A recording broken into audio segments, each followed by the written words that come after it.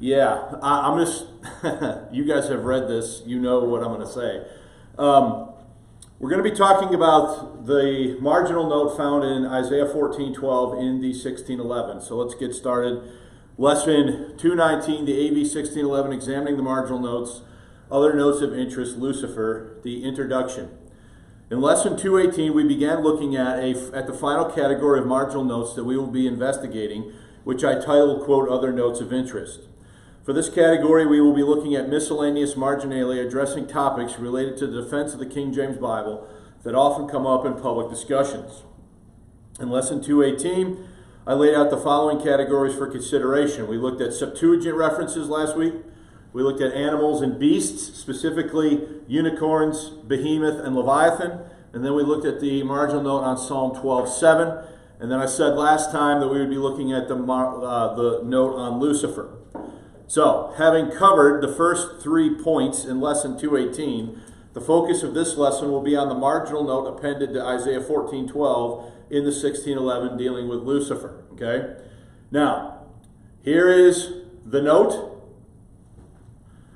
How art thou fallen from heaven, O Lucifer, son of the morning? You notice you have double vertical lines on Lucifer. You come over here to the margin and it says, or day star in the margin. All right? Now, let me just say that what I'm going to cover here, it has the potential to kind of get me in hot water with people. Okay? So, it is what it is, but there's a note here that I've never heard anybody talk about it, and when I saw it, I about fell out of my seat because of all the different stuff that has been said about this verse over the years. Okay? And I never looked into 1611, and I didn't know the note was there until I was preparing for these lessons. So the note is at Isaiah 14:12 on the word Lucifer, and on the margin it says, or day star. All right? So the Hebrew word rendered Lucifer by the King James translators, Hallel. I clicked on a pronunciation thing, and I believe I'm saying that right.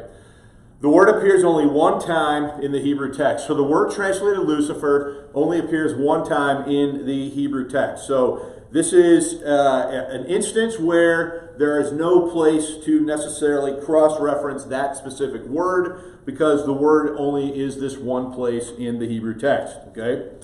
So let's look at the next point. The marginal note in the 1611 at Isaiah 14:12 is highly inconvenient for many King James advocates. Since the publication of New Age, we need to say Bible version, Sylvia, for all of these, okay? I forgot it. So that's this book right here, the publication of New Age Bible versions, okay?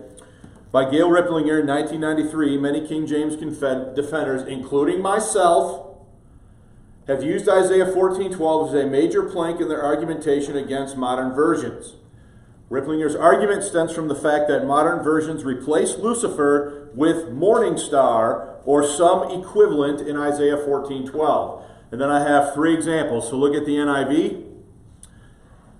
How art thou fallen from heaven, O morning star, son of the dawn? Look at the New American Standard 2020. How art thou fallen from heaven, you star of the morning, son of the dawn? Notice there's a footnote here that says the Hebrew word is Hallel, or Halel, I believe is better, i.e. shining one. And then you have the ESV where it says, how art thou fallen from heaven, O day star? Notice that this matches the margin of the 1611, okay, son of the dawn, all right? So the modern versions do not contain the word Lucifer in these verses. They contain either morning star or day star in the main body of the text, okay? So let's look at my next point. Riplinger argued that the removal of Lucifer from Isaiah 14:12 in modern versions is a, quote, New Age conspiracy to replace the identity of Satan with Jesus Christ, since Jesus Christ is clearly called the morning star in Revelation 22:16. So let's look at that. So first, we have the verse in the King James Bible, Revelation 22:16. I, Jesus, have sent my angel to testify unto you of the things of these things in the churches. I'm the root of offspring of David and the bright and morning one. Star. So who's talking at the beginning of that verse? Jesus. Look at the NIV. I, Jesus, have sent my angel to give you this testimony for the churches. I'm the root and offspring of David and the bright morning star. New American Standard 2020. I, Jesus have sent my angel to testify to you of these things for the churches. I'm the root and descendant of David, the bright and morning star. And then finally, the ESV, I, Jesus, have sent my angel to testify to you about these things for the churches. I'm the root and descendant of David, the bright morning star. Okay? So what Gail Riplinger asserts in New Age Bible versions is that when the NIV, ESV, New American Standard, and other Bibles in Isaiah 14:12 take out the word Lucifer and put in morning star or day star, they are engaging in a New Age conspiracy to obscure the identity of Satan and switch his identity for the identity of Jesus Christ, based upon the cross-reference there in Revelation 22:16. Okay? Now, let me just be upfront and frank. I myself have said this many times. I have used this argument that I got from Gail Riplinger many times in my defense of the King James Bible against modern versions. Okay? So I just want to be upfront about that. These arguments from Riplinger serve as the underpinning of her entire inaugural book, which would be New Age Bible versions. All right? So they're the theoretical underpinning of basically everything she says in the whole book. This identity shift between, this alleged identity shift between Lucifer and Jesus, or Satan and Jesus. All right? So these arguments from Riplinger serve as the underpinning of her entire inaugural book. In the introduction to, should say, New Age Bible versions, she alludes to an exchange with a student at Kent State University as the impetus for her book. Quote, after a decade in this climate, she's referring there in the context to in a secular university, as a Christian and professor, plied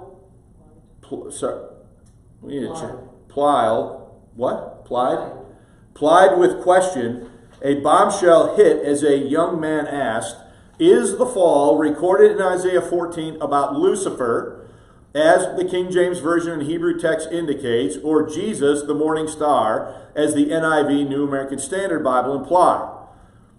Practiced perception pointed to the latter as a mislaid podium of the New Age sages surrounding me.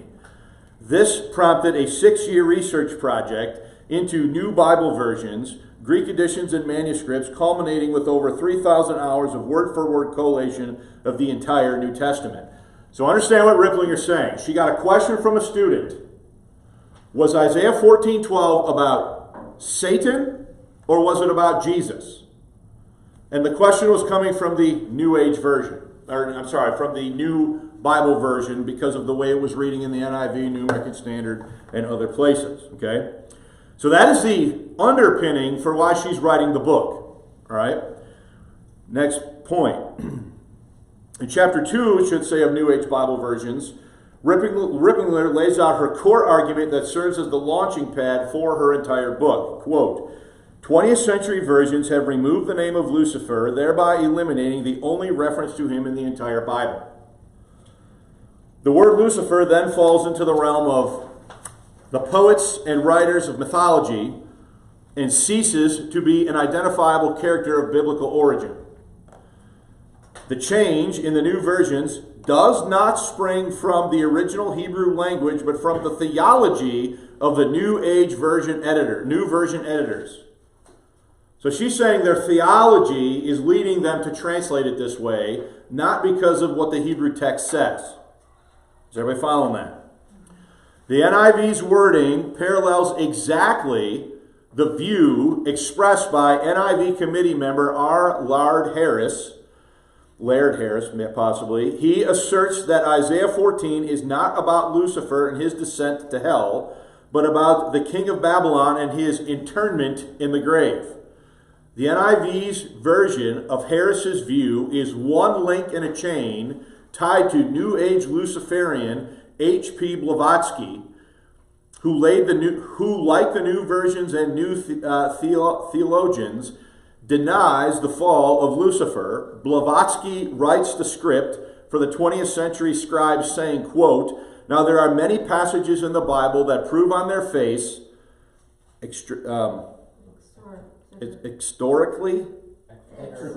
esoterically, that this belief was at one time universal, and the two most convincing are Ezekiel 28 and Isaiah 14. Christian theologians are welcome to interpret the Great War before creation. Now notice the ellipsis. If they so choose, but the obscurity of the idea is too apparent. Okay, now, I have to check that quote from Blavatsky because Riplinger is known for manufacturing quotes.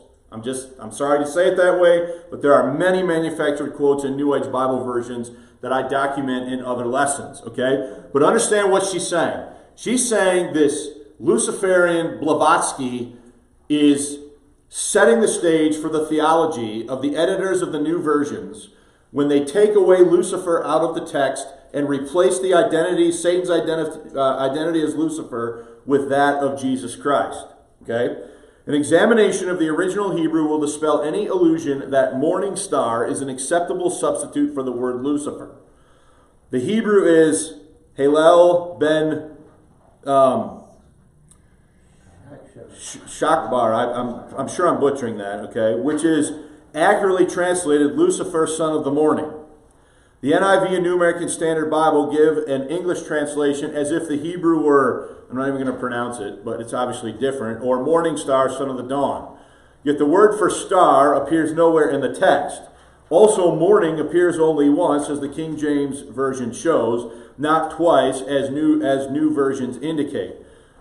The word for stars translated as star dozens of other times by the NIV translators. Morning or dawn is likewise used hundreds of times. New version editors know those Hebrew words New version editors know the Hebrew words in question is morning star, since it is used in Job 38:7. If God intended to communicate morning star, he would have repeated it here. The word he chose, Hallel, appears nowhere else in the Old Testament, just as Lucifer appears nowhere else. The ultimate blasphemy occurs when the morning star takes Lucifer's place in Isaiah 14. Jesus Christ is the morning star as identified as such in Revelation 22:16, chapter 2, verse 28, 2 Peter chapter 1, verse 19. With this sleight of hand switch, Satan not only slyly slips out of the picture, but lives up to his name, the accuser, Revelation 12:10, by attempting to make Jesus Christ the subject of the diatribe in Isaiah 14. Now, what is she arguing there? She's arguing that when the new versions say morning star or day star, they are attempting, as part of a New Age conspiracy, to switch the identity of Satan as Lucifer with who? Christ. With Jesus Christ. That is the assertion Gail Riplinger is making, and that is the underpinning of everything she's going to argue now in New Age Bible versions, which is her inaugural book from 1993. This is the first book she wrote in 1993. She was wholly unknown to anybody in the King James only world until she wrote this book in 1993. Okay? Now, the marginal note. So let's just go back up and look at it. Now, let's say Gail Riplinger is right for the sake of argument. What's the problem with the 1611?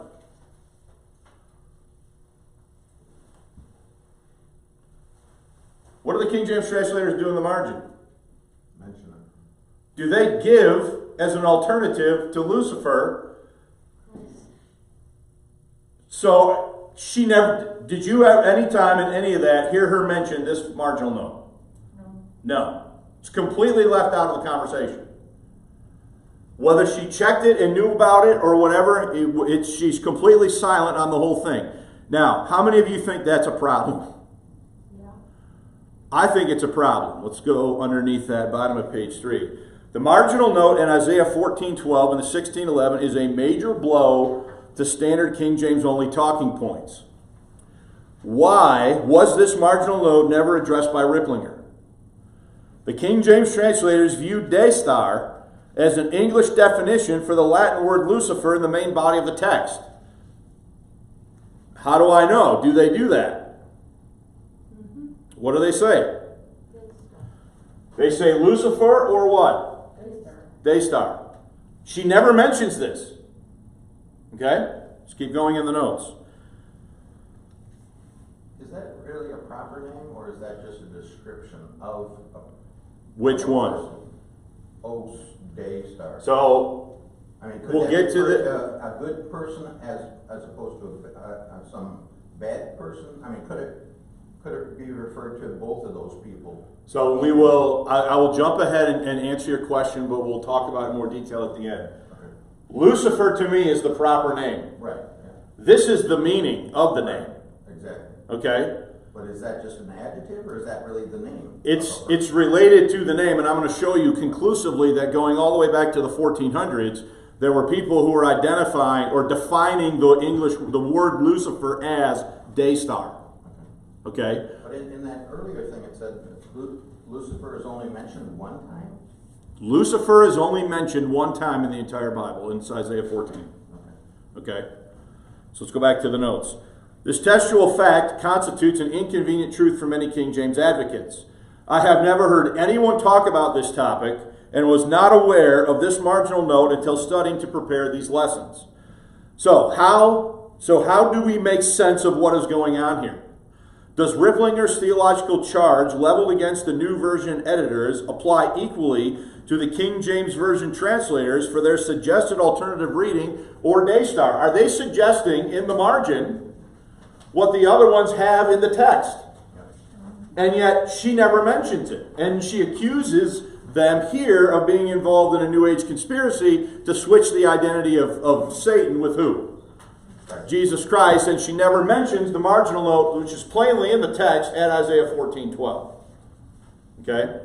So maybe the King James translators knew something Gail Riplinger didn't. Imagine that. Okay?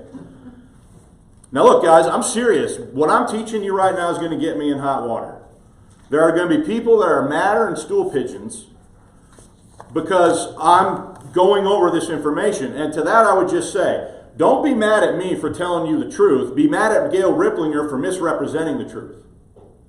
Okay? So, pre-English marginalia, pre-1611 marginalia. So now we need to look at some evidences here. Okay? Now I'm going to show these pictures and then I'm going to go back to where I was as far as what I'm displaying online. So, pre-1611 marginalia. Let's read that last question again on the bottom of page 3. Okay? Does Riplinger's theological charge leveled against New Age version editors equally apply to the King James translators based upon their suggested alternative reading or day star? So we need to look at more evidence. The first category of evidence I want to look at with you is English pre-1611 marginalia. Now, some pre-1611 English Bibles, Matthew's and Geneva specifically, also included a marginal note at Isaiah 14:12 connecting Lucifer with morning star. Were these English reformers guilty of the same theology as the, quote, New Version editors as Gail Riplinger has asserted? So understand, if she's going to make that assertion, she's going to have to apply it now to everybody who makes this connection between Lucifer and what? Morning star / day star. Okay? Now here is the note. This is the 1537 Matthew's Bible. Here is the main body of the text. Notice the verse here. This is before they put verse numbering in. How art thou fallen from heaven, O Lucifer, thou fair morning child. Okay? And then notice right here, you have a marginal note now appended to the word Lucifer. In the margin here at this verse. Does everybody see that? Yes? Yeah. It's a pretty long marginal note. Let's go to the next page. The main text of the Matthew Bible reads, quote, How art thou fallen from heaven, thou fair morning child? At Isaiah 14:12, with the following note appended to the margin. Now here's a quote of the marginal note. He compareth the death of Nebuchadnezzar to the falling of Lucifer, the morning star. So are they calling Lucifer there the morning star? Yeah. Okay? Rogers is doing that. To the falling of Lucifer, the morning star, which he calleth the child of the morning, because it appeareth only in the morning. So they're talking about a star that appears when? In the morning before the sun comes up is my understanding, right? The meaning is, no such thing ought to have happened unto thee, that in earth was like the morning star, which no man can take out of heaven. And thou that wast so mighty, that destroyest what people thou wouldest, and unto whom it was a pastime to overthrow nations, hast received such measure as thou broughtest. Such a like thing is there in Ezekiel 28 against King Cyrus. Okay? So, is it talking about a star that ought not to have fallen, but has fallen? And are they connecting Lucifer in that marginal note with morning star? Okay? Do you think Gail Riplinger ever talked about this? Shake your head no. She did not. Okay? So, look at the next point. So, John Rogers, the translator of the Matthew's Bible and friend of William Tyndale, connected Lucifer with morning star in Isaiah 14. Moreover, Rogers connected Isaiah 14 with Ezekiel 28. So are we to conclude, therefore, based upon the argumentation of Gail Riplinger, that John Rogers, friend of William Tyndale, was also a New Age conspirator when he connected Lucifer with morning star in the marginal note of his Bible?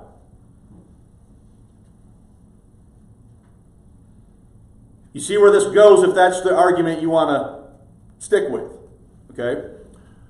1560 Geneva Bible. Okay?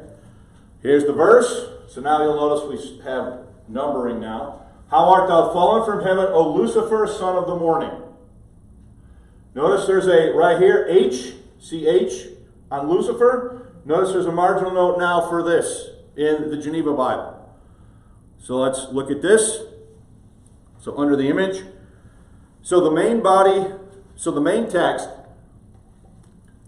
excuse me, of the Geneva Bible reads, How art thou fallen from heaven, O Lucifer, son of the morning? The following marginal note is appended to the word Lucifer. It says, quote, Thou that thought thyself most glorious, as it were placed in heaven for the what? Morning star, that goes before the sun, is called Lucifer, to whom Nebuchadnezzar is compared. So are they connecting Lucifer with the morning star in their marginal note? Is everybody following this? So go to page 6. So were the Geneva Bible translators guilty of a New Age plot to obscure the identity of Satan in their marginal note when they connected Lucifer with morning star? No. That's absurd. That is totally on its face absurd. So, Gail Riplinger never told you about the marginal note in the 1611. She never told you about the explanatory note in the Matthew's Bible, a Bible which she believes is in the correct stream of Bibles, or the 1560 Geneva Bible. She never says how any of those prior pre-1611 English Bibles connect Lucifer to morning star in their explanatory marginal notes. Are you following this? Okay? So, two pre-1611 Reformation era English Bibles clearly connect Lucifer with morning star in their marginal exposition of the passage. Why would this be the case? Could there have been a historic lexicographical connection in English between Lucifer and morning star / day star that Gail Riplinger was not aware of? Maybe the problem is with Gail Riplinger and her understanding of what's going on. Okay, now look, I'm just going to be, I do not trust Gail Riplinger. I have caught her in too many false statements, manufactured citations, things that are completely wrong on their face. And I don't think anybody should use the arguments of Gail Riplinger in their defense of the King James Bible. Just saying. Now, some people are going to not like me for saying that, but that's what I believe. And if you're going to try to persuade me based upon an argument by Gail Riplinger, you better bring your receipts that prove that Gail Riplinger is telling the truth. Okay? I'm providing you with receipts right now. I'm showing you the marginal note in the 1611. I'm showing you pre-1611 English Bibles and how they handle the issue in their marginalia. And now we're going to look at lexicographical evidence for this, okay? So, according to the Oxford English Dictionary, the word Lucifer came into English usage as a reference to Satan before his rebellion via the Latin Vulgate. Please consider the following entry. So here is the entry, okay? Meaning 1-2a. So this is the entry for Lucifer. The rebel archangel who fell from heaven was supposed to be referred to in Isaiah 14:12, Satan, the devil, now rare in serious use, current chiefly in the phrase as proud as Lucifer. Now look at what they say under that. The scripture passage from the Vulgate, which is Latin, okay, King James, how art thou fallen from heaven, O Lucifer, son of the morning, is part of a parable against the king of Babylon, Isaiah 14:4.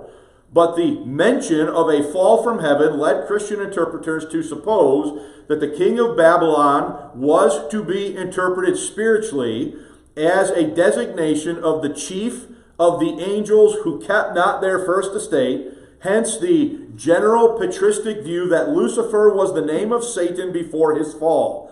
Now watch, the Latin word was adopted in all English versions down to 1611. So all the English versions, when it came to translating this Hebrew word, they all translate it using what word? Lucifer. And the word Lucifer is coming into English through what language? Latin. Are you following that? Okay. Look at the Middle English Dictionary. Meanwhile, the Middle English Dictionary contains an entry for Lucifer, the following entry for Lucifer. So here we have Lucifer, all right? Look at number 1, the leader of the fallen angels, the devil. So is it clearly defining Lucifer as the leader of the fallen angels? All right? Then notice there's an example given here from 1340. This is Middle English. I can't read all this, but I can make out whose name? Lucifer. So is Lucifer being used in Middle English as early as 1340 as a reference to the devil? According to the Middle English Dictionary. What's the answer? Yes. Go to page 7. Okay? Use of Lucifer in English as a reference to Satan dates to at least 1340 according to the Middle English Dictionary. Additional lexicographical information is very instructive to this investigation. Once again, we will turn to the lexicons of early modern English for assistance. And guys, again, that's this website right here. The Lexicons of Modern Early English provided by the University of Toronto. If you click on the word search, go to quick search, we'll type in Lucifer. And you will see that we get a ton of data here about meaning. And notice this is between 1450 and when? 1800. Notice that we get a ton of data going all the way back to 1480. Lexicographical information of the word Lucifer being connected to what word? It says day star. Which is the word they have where? In the margin of the 1611. Okay, so let's go through this, okay? Now some of these are going to be, so what you have in your notes, guys, is a reproduction of most of this material that we get when we go to the lexicons of early modern English. So circa 1480, the author here is anonymous, but notice Lucifer, there's an entry for Lucifer, and the word Lucifer is defined as what? The day star. Is that exactly what is in the margin of the 1611? Yes. For Lucifer. Look at 1483. Okay? There's an entry for day star, and it's defined as what? Lucifer. Go to 1499.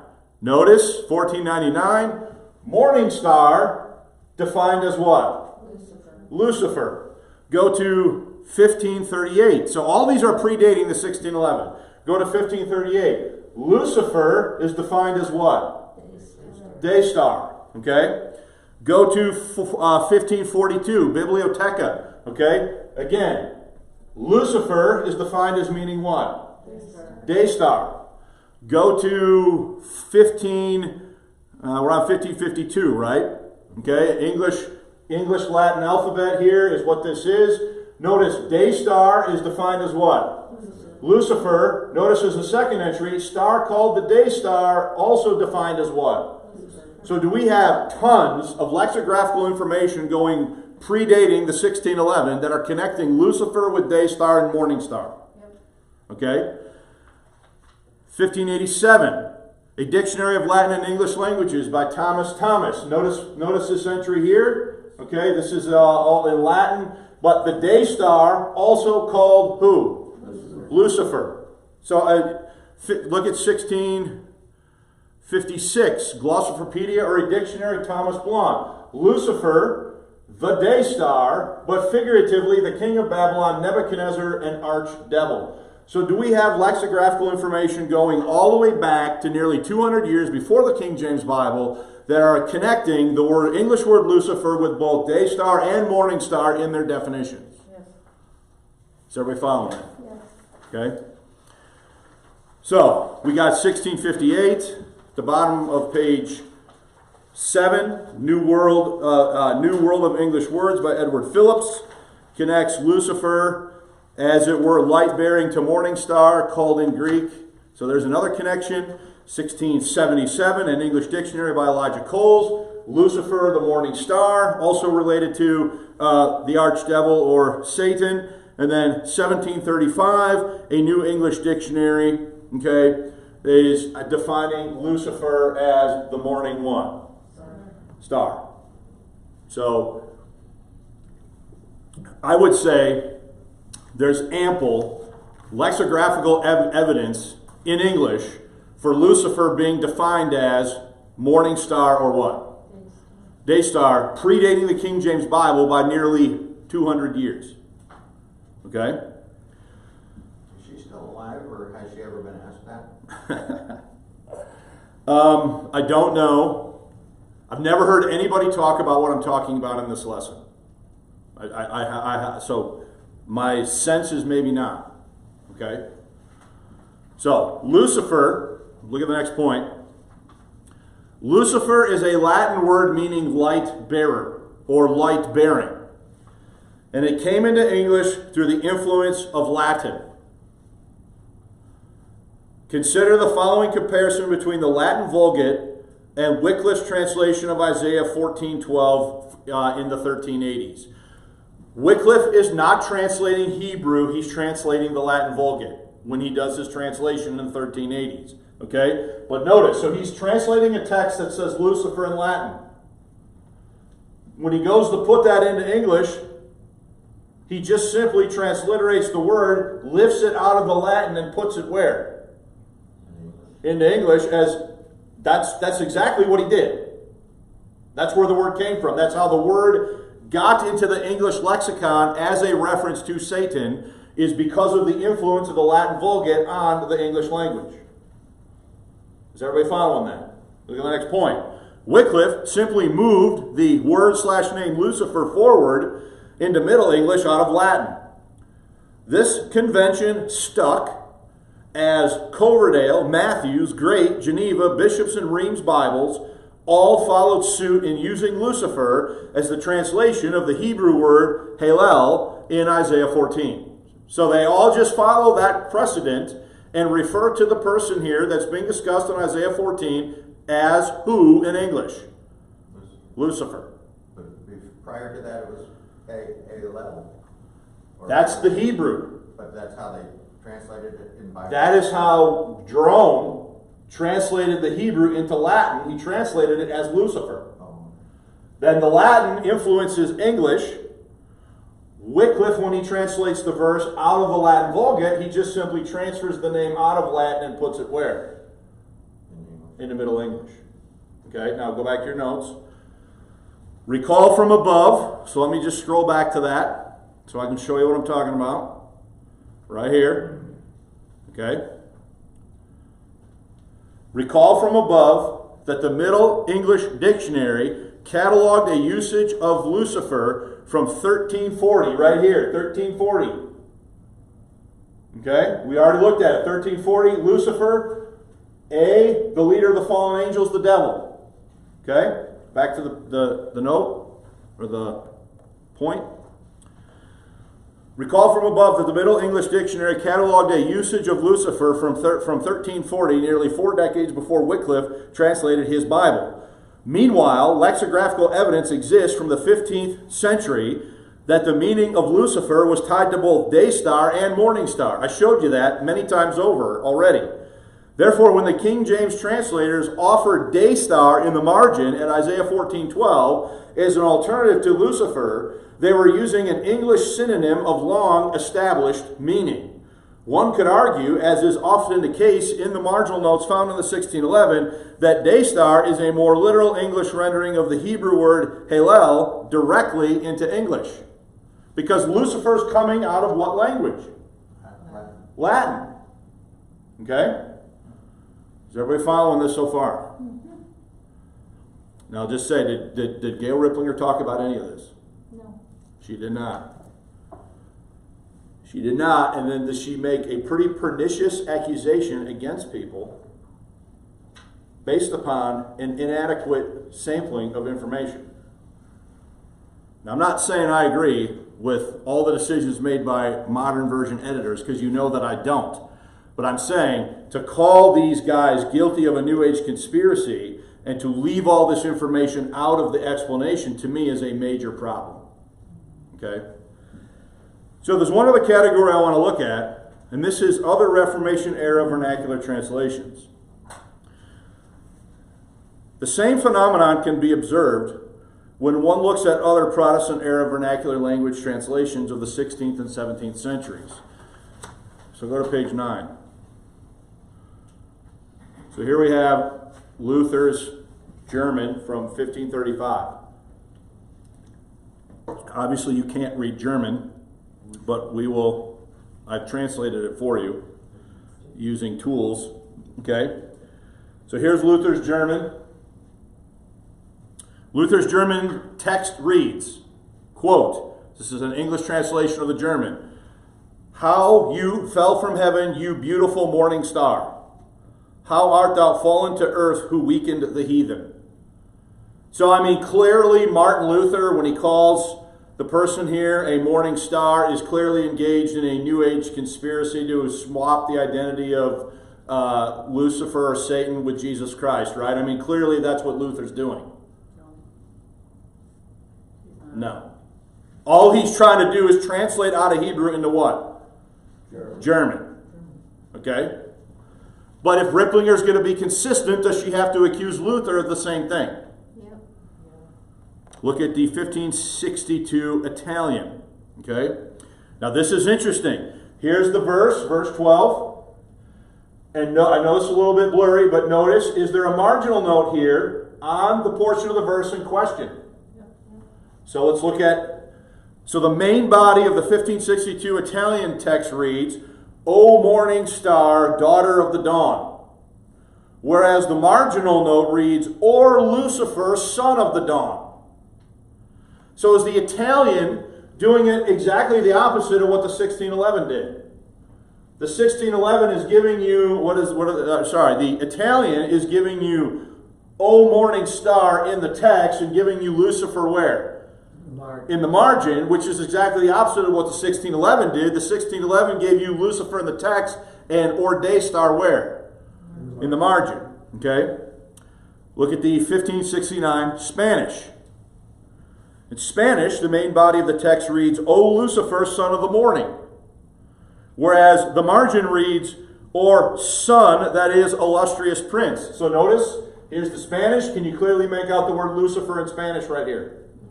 So it has Lucifer in the text. There's a marginal note here. It tells you to go to the margin where it gives "or son, that is, illustrious prince" as the text. So is it doing it similarly to what the previous one we looked at did? Just, it's flipped. Okay? Go to page 10. Here we have a Reformation-era French Bible. 1588. Okay? This clause here in question starting here. I'm not going to try to pronounce the French, but that clause right there, okay? The French means morning what? Star. Look at the 1602 Spanish. The 1602 Spanish, notice, has what? Am I in the right spot? Yeah. It's got Lucifer in the text, and then it's have a marginal note appended to it again. Okay? So in the Spanish, the main body of the text reads, O Lucifer, son of the morning, whereas the margin reads, or son, that is, illustrious prince. So they're clearly engaging in a New Age conspiracy as well, right? Yeah.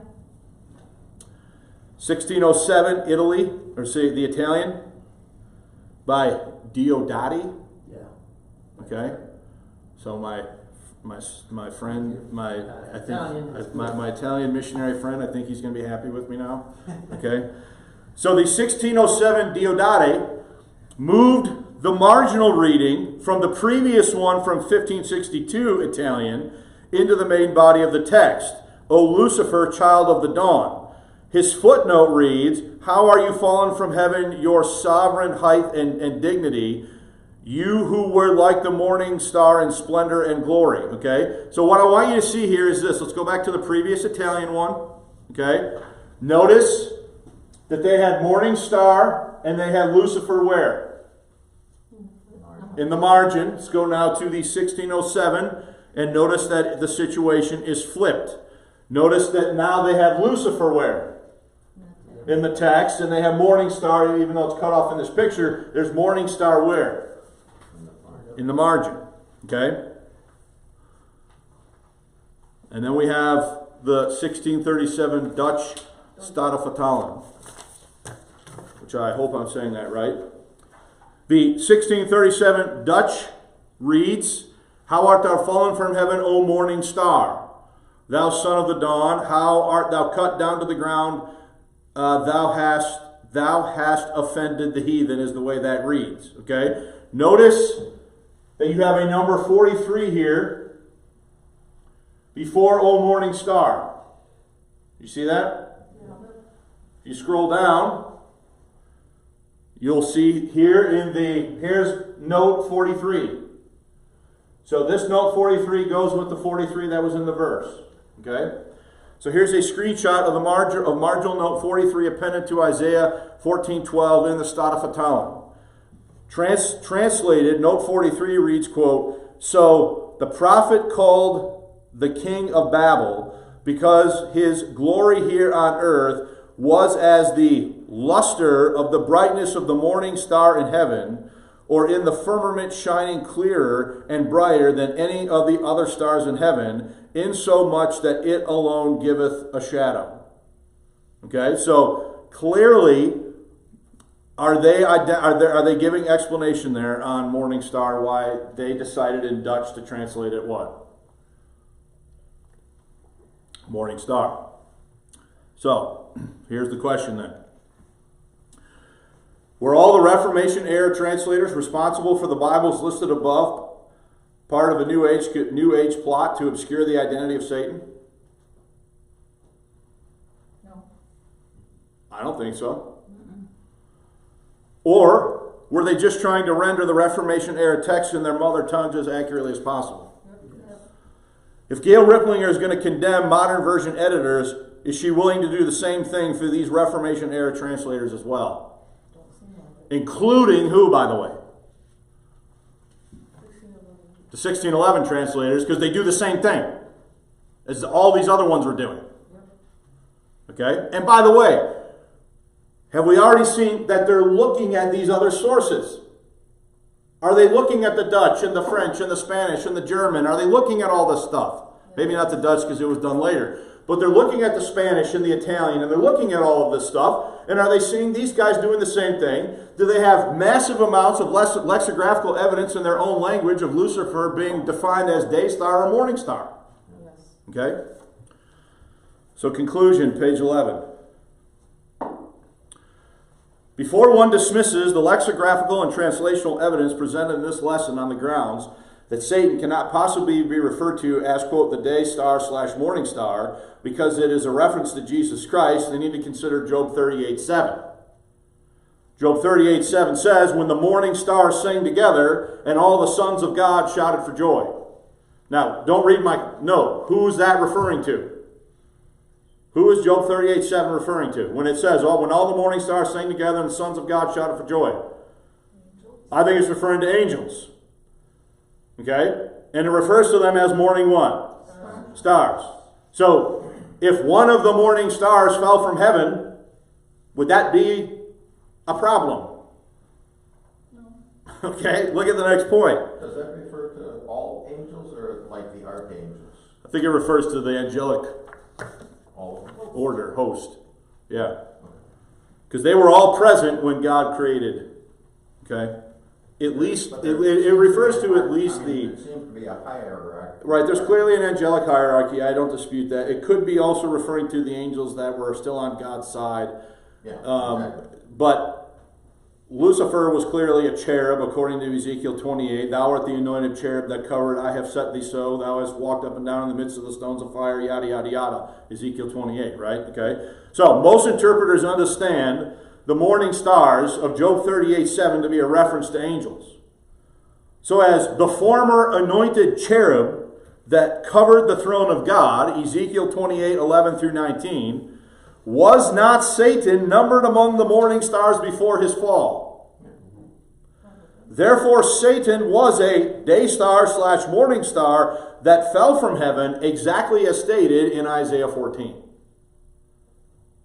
Did he used to have an exalted position as the anointed cherub that covered the throne of God? He's lifted up by his pride, and because of his pride he's lifted up, and as he cast forth out of the third heaven. Okay? So did he fall from heaven? And Isaiah 14 is a proverb. When you read that in Isaiah 14, how art thou fallen from heaven, O Lucifer, son of the morning? Okay? How the weakest the nations. Then it recounts how he has said in his heart, I will, ascend above the heights of the clouds. I will sit in the mount of the congregation on the sides of the north. I will be like the Most High, is that fifth I will statement there that he makes, right? So that's a proverb that's going to be recited to the guy as he's in the future at the time of the millennium when he's cast into the lake of fire, into the pit for 1,000 years. Okay? So most interpreters understand the morning stars of Job 38:7 to be a reference to angels. So as a former anointed cherub that covered the throne of God, Ezekiel 28:11 through 19, was not Satan numbered among the morning stars before his fall? Therefore Satan was a day star / morning star that fell from heaven, exactly as stated in Isaiah 14:12. As noted above, the Hebrew word Halel only occurs one time in the biblical text. Textual occurrences like the one in Isaiah 14:12 are precisely the type of situation that Miles Smith stated in the preface that the translators elected to use marginal notes. Look at the quote, top page 12.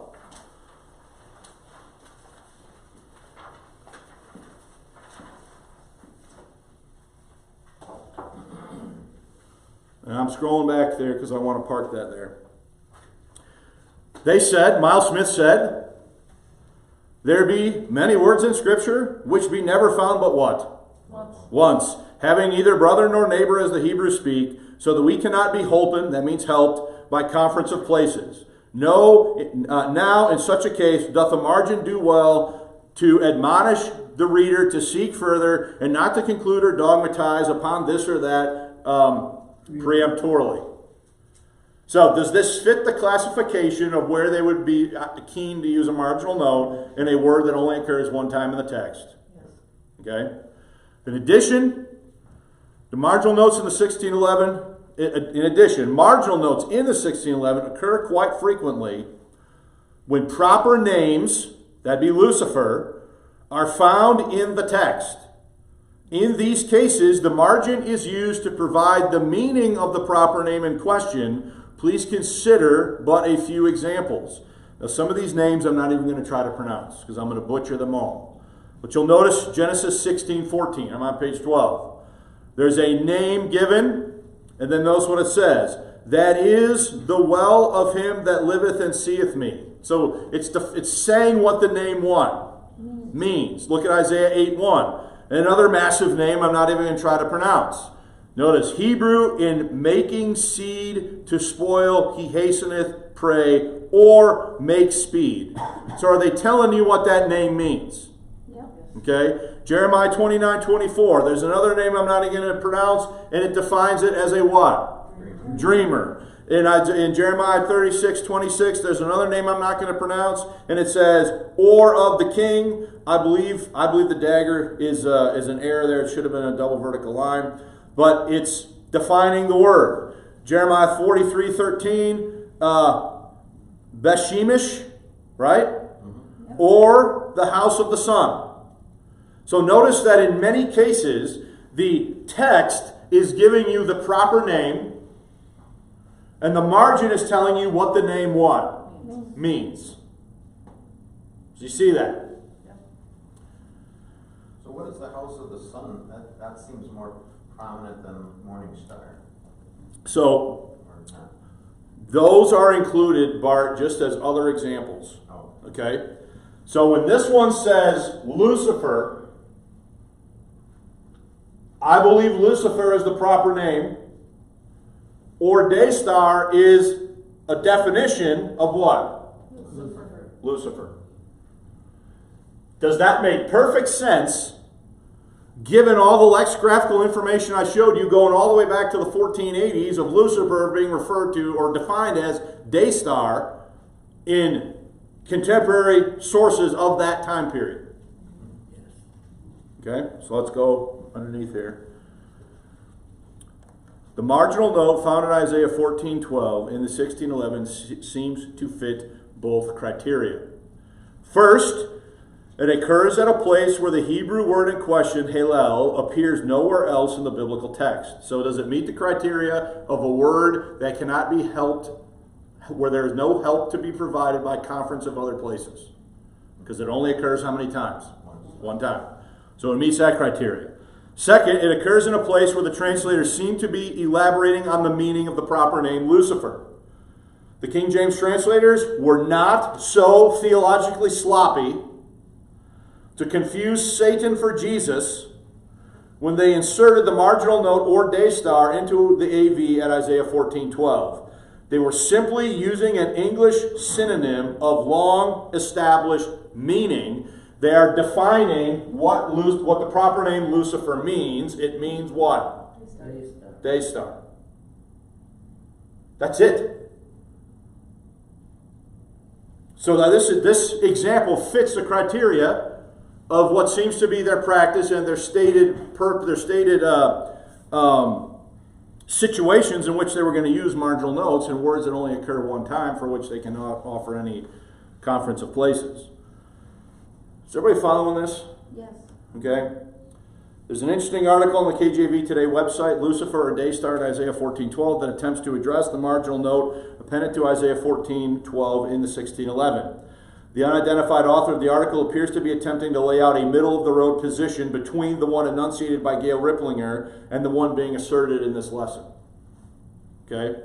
They say, quote, Isaiah 14:12 uses celestial imagery to illustrate the fall of Hallel.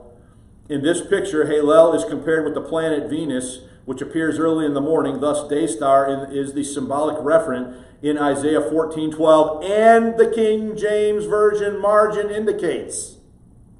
So are they at least acknowledging what it says on the margin? Okay?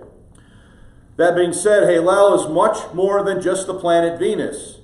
Planet Venus is an inanimate object, but Isaiah 14:12 through 14 clearly describes a morally evil being with anti-God ambitions. Clearly, I agree with that. Although planet Venus, the day star, is intended in the symbolism, the word Hallel itself does not consist of the Hebrew words for day and star. Thus, day star is not the most accurate translation. Furthermore, unnecessarily having day star in Isaiah 14:12 can cause confusion because there's another different day star in 2 Peter 1:19. The day star in Isaiah 14:12 is not the day star of 2 Peter 1:19. The day star in 2 Peter 1:19 is the Son of Righteousness, Malachi 4:2, who is Jesus Christ.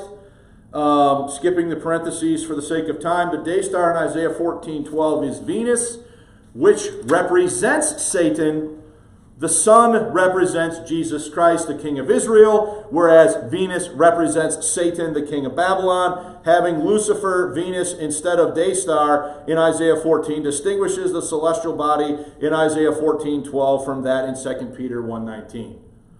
So they're trying there to say that it has to say Lucifer, and if it said day star, it would cause a confusion because of the other cross references that use what?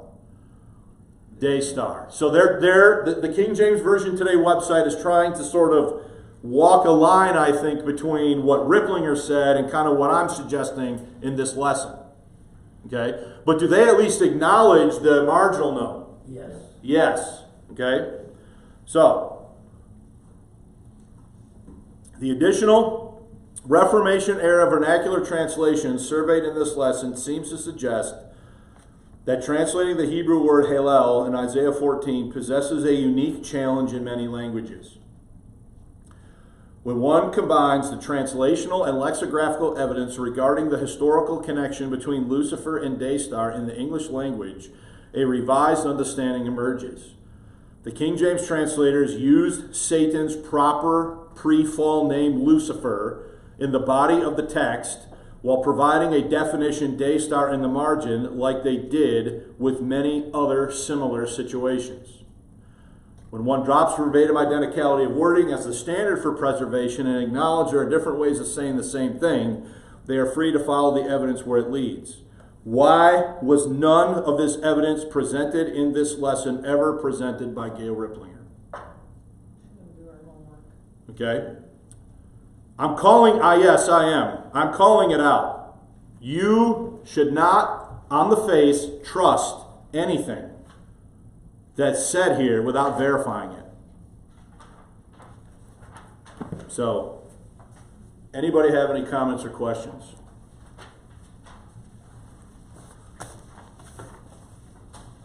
So, Mike, what do you think? Think I'm in left field? I think it's great. I think it's right on. And let me tell you, I myself am guilty of repeating this.